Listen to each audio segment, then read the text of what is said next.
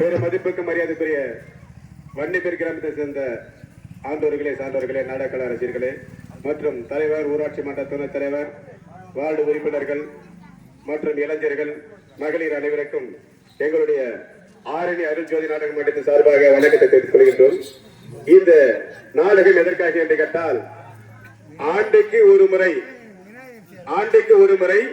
அந்த மாதம் சதுர்த்தி வரும்.